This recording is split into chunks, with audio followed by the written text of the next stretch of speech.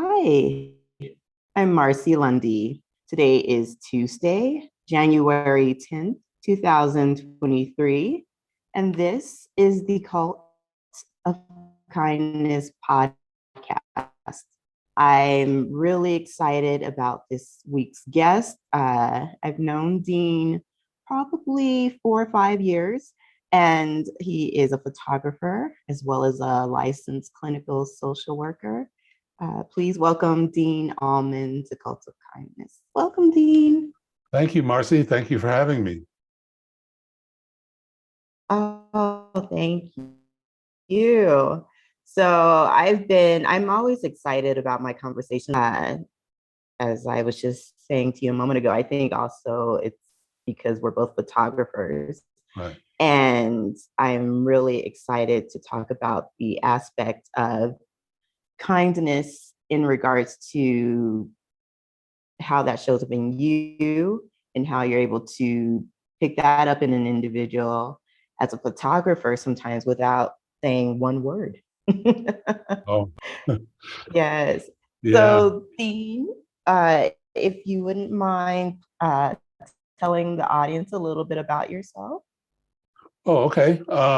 Well, I've been a photographer since I was about 14 years old. I was in the Scouts back then, and my dad gave me a Kodak Instamatic camera to take with me on a trip out west. I grew up in Pittsburgh, Pennsylvania, and we did this scout trip, and I was fascinated with the West because I had never seen anything like it growing up in Western Pennsylvania. And I was especially attracted to all the shapes and textures of the landscape. And the rocks were just amazing to me. And so I took a lot of pictures. And then when I got back, my dad processed the film and he came back and said, "You have a lot of pictures of rocks." And I said, "Well, yeah, Dad, but they're the coolest rocks I've ever seen." And that's kind of what got me hooked on photography, because when you look through the viewfinder, it kind of limits your exposure to the world, but lets you, for lack of a better term, focus on what's going on around you. And I carried that with me for years. And then I went to school at Penn State University. And when I graduated, I moved out to Colorado. And then I got involved in the mental health field, eventually going back to grad school to pick up a master's in social work. And then I practiced in the mental health field for about 20 years. Okay. And then when it's kind of around the time I had a personal crisis in my life, my mother died. And I really was not in much of a position to be able to be helpful to other people, because I was sort of a preoccupied myself with the grieving and the loss of her. And so I took some time out and I did some technical work. I'd been developing some skills in websites. And so I did web development for several years. And then finally decided to embark on photography full time. And away we go. So that's kind of my Well, background. yes. Well, I've seen your work. It's absolutely beautiful. You have a great eye.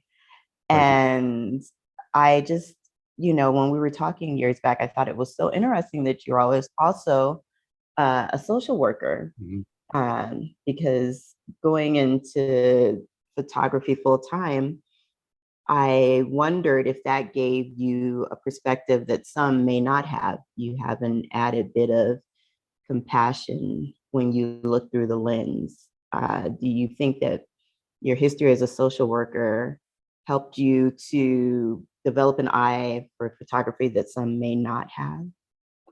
Oh, I can't speak for other people. I just know in my case, first of all, if you're going to be involved in the mental health field, you have to have a level of empathy for other people.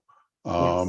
When I was a child, the song "Walk a Mile in My Shoes" by Joe South just really stuck with me.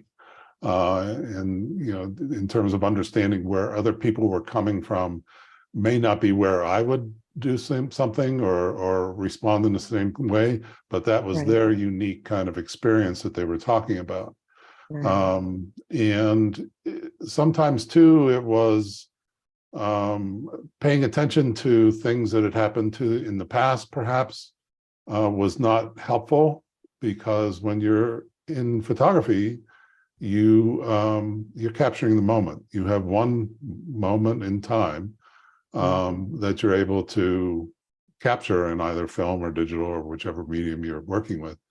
Right. And it helps you to stay present, which is sometimes difficult for all of us, because we all, I think, at times, get caught up in different things or the normal strange fabric of life. Um, And what photography actually does, and which actually was very helpful in mental health too, was to let's stay with where you are right now, and let's yeah. kind of understand that and how that relates to where you want to be, where you want to go, those kinds of things. So it's been a huge asset, I think. And also, just if you're photographing a person, you need to be sensitive to where they are coming in, and how they're going to present themselves. And sometimes, if you're doing portraits, for instance, somebody's very typically, not always, but typically, people are a little anxious about that. Right. They get concerned about how they're going to look, and did I have my makeup right, or is my scar going to show, or those kinds of things. And so Right. your job as a photographer is not to push the button at that time. Your job as a photographer is to work with them, and help them feel relaxed and comfortable, so that they can give you what they want to give you in the image, Exactly. uh, Yes. if that Yes. helps. Absolutely. So, the book of the month that I chose for January Mhm. is A Gentle Reminder by Bianca Sparacino. And it's like, it's not heavy reading or anything like that, but I think she does a great job of there's so many things in life where we're all self-conscious about. Um, I know last week you told me you had spoke with someone and they were just talking about an experience in their life that they had held on to, Mhm. and that it sort of was preventing them from moving forward, in just different aspects of their life. Mhm. And I think that, as a photographer, uh, you're always making sure that you want to capture a perfect moment, especially with someone in particular. But there's also beauty in seeing that perhaps there is something that is not perfect about the moment, which is Right. what makes the the photo perfect. Right. And one of the things that she says in the book is, you're in no rush to figure out your own soul. And I think on the journey of kindness, and I would guess in the work of being a social worker, uh, you're where people sometimes are so intent on doing the right thing, Mhm. uh, you don't really have to figure out your soul in these moments. I think as humans, when compassion is needed, we're that naturally comes out in us, and we're naturally able to help those that need help. When it comes to photography, we're naturally able to see that and capture that in a way that's beautiful and as well as, compelling and sensitive. Mhm. And um, I'm wondering for you, you said you started photography at age 14. Mhm. At that age, prior to becoming licensed, did you feel like you already were able to feel that level of empathy, or was it something that you developed over time through photography? Well, the answer is probably yes and yes. Yeah. The I think people who enter the profession, if they don't have those skills and understanding where somebody else is coming from, they don't last very long, Right. because you have to set aside your own preconceived ideas or um, biases or your own experiences that may get triggered by something they say, but really has nothing to do with their experience. Right. And so you have to be aware of that.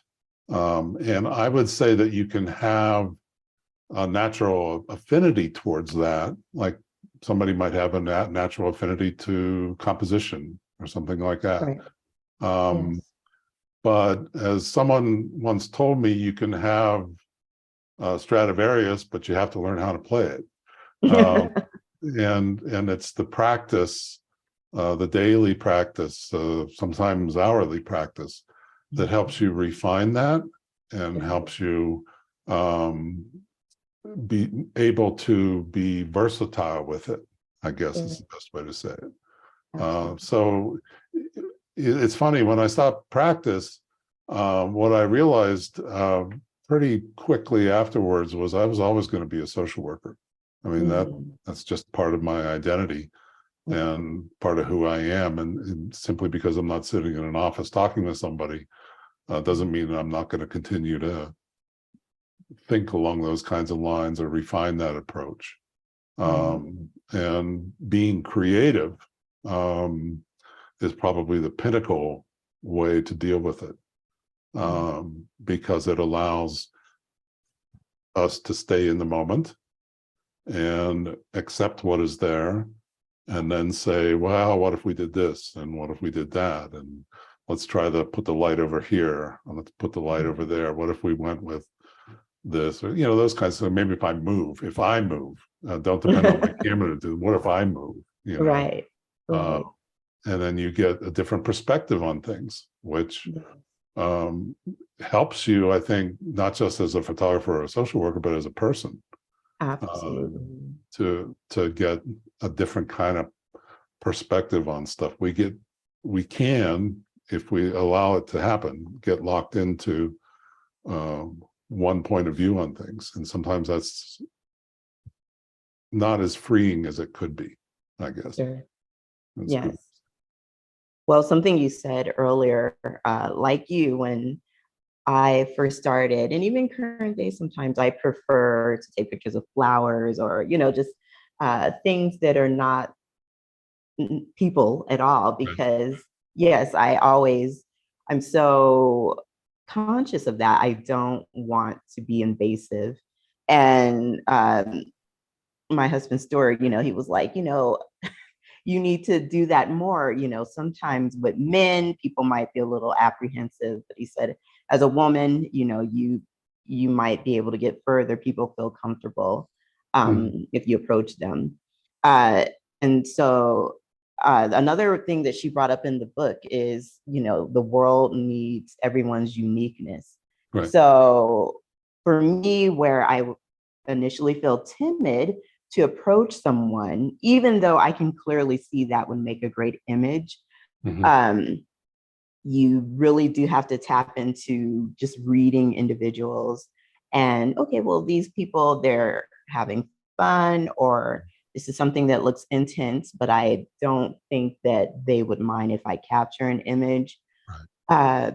Where would you say for yourself, what you went to school for, how does that come into play when you're reading a situation where perhaps you might capture an image, but you have to get the person's approval first? Um, you know, it's a matter, I think, of first studying your own self, and how are you apprehensive? Is this something that you yourself don't feel comfortable with? And I think initially, like if you take something like street photography, where Right. you're out there with strangers, you don't know anybody or anything like that. Yet you, as you said, you see the image. You can say, boy, this would make a great shot. I'd really love to do this. Right. It kind of depends on the circumstances. For instance, if I see homeless people in a state of despair, they're lying on the side of the street, and they're trying, there's a tent set up or something like that.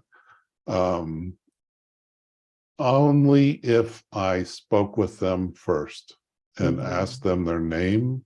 Homeless people sometimes feel invisible. Sure. And so you have to make some sort of connection there. But even then, you have to be careful because that image could be exploitive. Here they're at one of the lowest parts of their life that anybody could be at. Right. And as a matter of just simple human respect, Yeah. you have to ask yourself, is this something that really makes sense for me to be taking a picture of right now? Yes. If it's a casual passerby on the street, or I see somebody, overcoming my own apprehension is the first step. Right. And what I have found time after time is that people are flattered. If you ask them, do you mind if I take your picture? And they say, yeah, sure. And then they start, sometimes they can do all kinds of fun stuff for you that you hadn't anticipated. Yeah. And if you approach them in a friendly way, and if they say no, if you respect that no, you don't try to force the image, it's fine, that's fine. Or you sometimes even make a connection by saying, I will email it to you, here's my Instagram, or something like that, so that they can see it. And you end up creating a connection with another human being Exactly. that you'd never known before. Absolutely. And that can be delightful. Yes. It creates some of the magic of life. I think for the most people are very nice. It's true. And try to be nice to other people and polite. And so if you just follow those basic human kinds of guidelines, you can come away with some really spectacular stuff. That is very true. Yeah. Yeah. A few years back, we did a photo walk at a tattoo convention. Right. And I definitely took notes from you because I saw that you were very comfortable. If you saw something that was interesting, you were very comfortable going up and asking first, and the people were totally fine. And I think that takes a level of, you first are comfortable, and then you're sure of yourself, and that as you approach the person, it's not like a paparazzi photo or something like Right. that. You Right. just find what's happening interesting. And I definitely, like I said, I took notes from you because you were very comfortable, kind of checking out the room, seeing what you wanted to capture. And um, that's something that is important for the ideal image because it comes through the lens. If the person, when you capture the image, they're looking like, well, did you just take my picture? It's Right. like, that's not a great image. But you've asked and they are comfortable. Right. I think that certainly that's the image that is, going to catch other people's eye.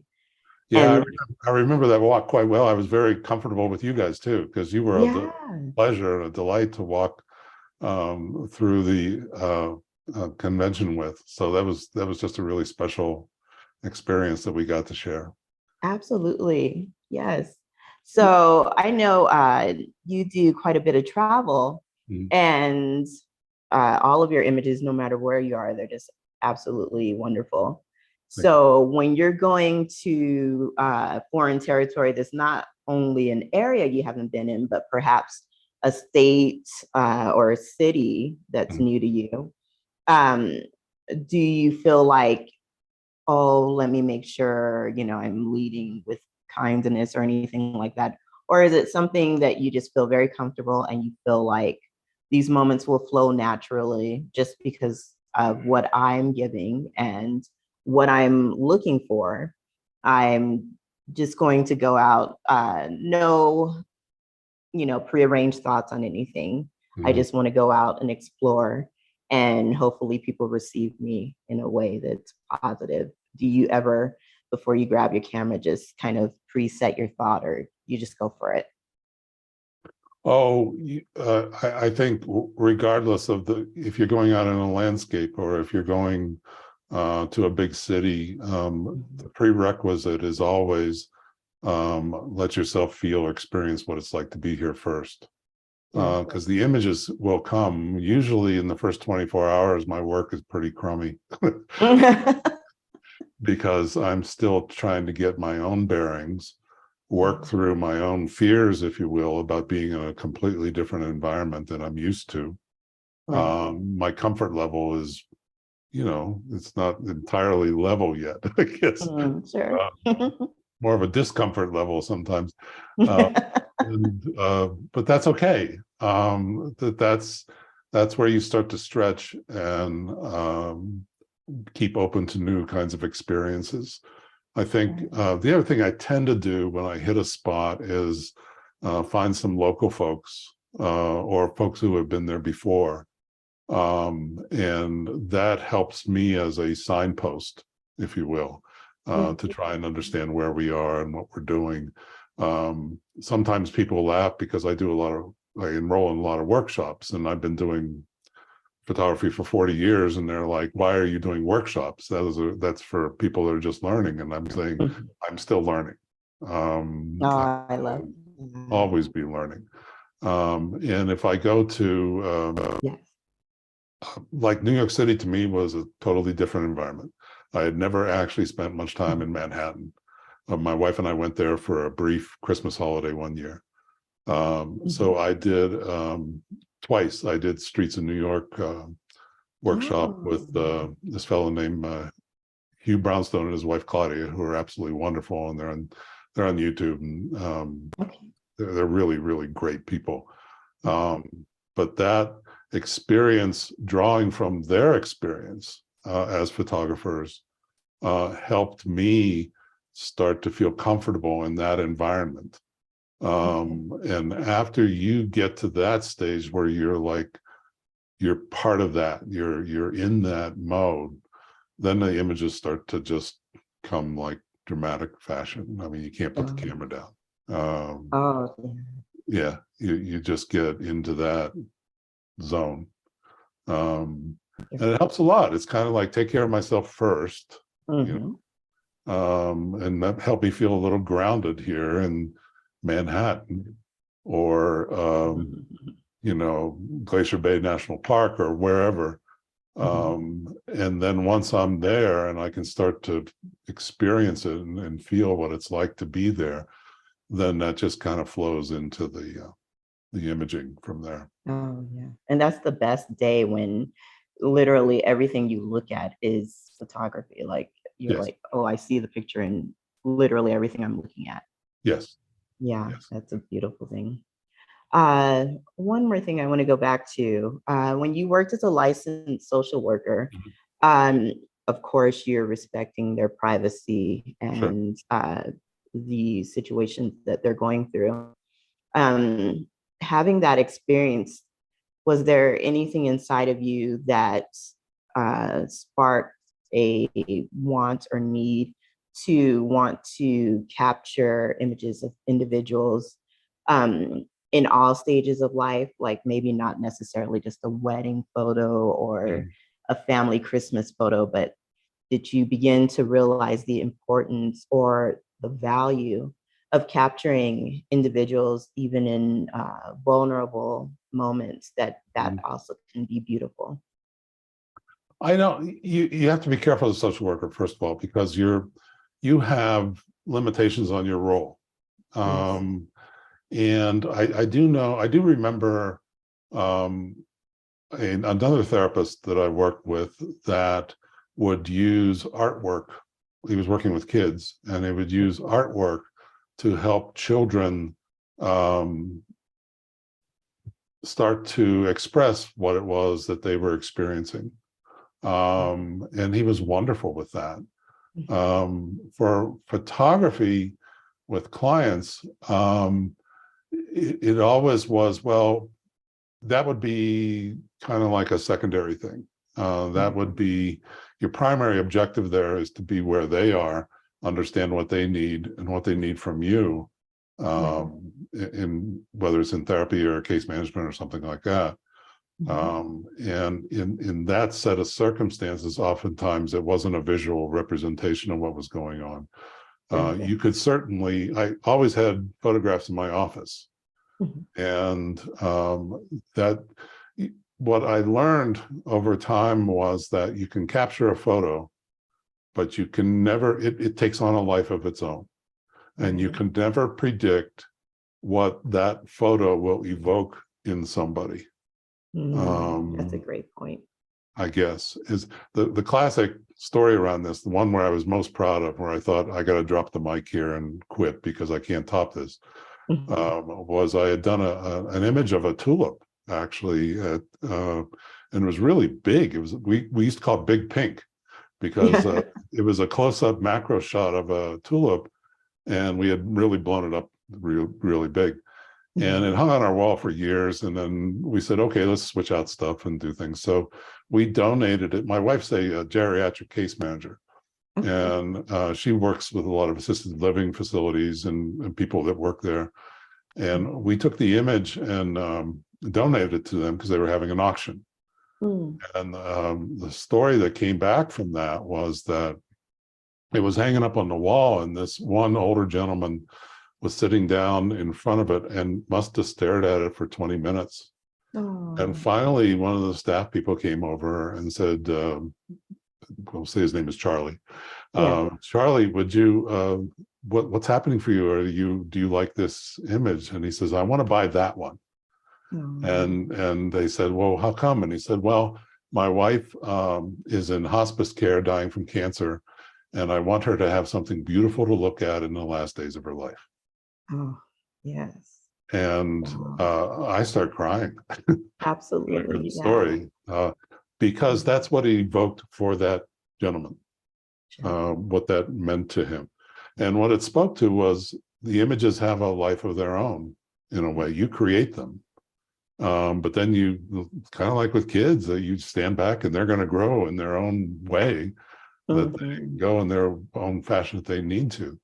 And they will interact and join humanity just like your images can if you let them breathe and let them be. Yeah, that's such a wonderful way to look at that. Because, you're right. How we capture it, that doesn't mean that's what others see, but they're still inspired. Yeah. It was a beautiful experience, and I'll never forget it. I love telling the story, but I'm crying sometimes when I tell the story, so I got to be careful when I. Oh no, that's what's so beautiful about it. Absolutely. But it's also something we can all relate to. That's a universal human experience, what that fellow was going through. And it spoke to the love that he had for his wife, and so that was pretty gratifying. I was grateful. Absolutely, yes. It's a gift and a beautiful unconscious responsibility as a photographer. The gift, of course, is capturing the image, and the unconscious responsibility is the emotion that it evokes in an individual. Like you were just saying about this man, and he wanted to get it for his wife, and didn't, like you said, that feels great to know something you created brings joy to not just one person, but so many. And no two people look at anything the same, but it brings joy. Exactly. Yeah, that's a joy. A great It helps you kind of join the human race. It helps you, brings because we worry about f-stops and shutter speeds and lenses and those kinds of things. I get preoccupied with that kind of stuff. But then when you're able to see how this really starts to create connections for people, that makes it a very worthwhile endeavor. Oh yeah, it's almost the bottom line, other than the joy it brings for us, the joy that it can bring to others. Right, exactly. Yes. Well, Dean, like I said, I've been so excited to have you on, just because this is a very different look at kindness. I don't think people would initially think of kindness and its connection through photography. And so thank you so very much for being on and being able to, share with people this experience. And I think yours is particularly unique and special, as you're also a licensed social worker. And if people would like to have a look at some of your work, can you please let the audience know where they can find your work? Yeah, my website's probably the best way to do it. DeanAllman.com. I'm also on Instagram as DeanAllman_photo. And it's Allman like the Allman Brothers Band for those in my generation. Hey, I'm not in your generation, but I always think of the Allman Brothers. And I also want to thank you for really helping people understand that kindness is a strength. And the more we can promote what you are promoting in this world, the better off for everybody, that we can understand and try and appreciate, help, and support each other. That makes for a better world for everybody. So thank you for what you're doing. Oh, thank you so much. Yes, it's my pleasure, and it's such a gift to be able to share this and bring on individuals such as yourself, uh, and to help continue this mission of kindness. Well, keep going. I will. Again, everyone, this is Dean Allman, photographer, videographer, and licensed social worker. Dean, I want to thank you again for being on. Thank you, Marcy. All right, everyone, take care.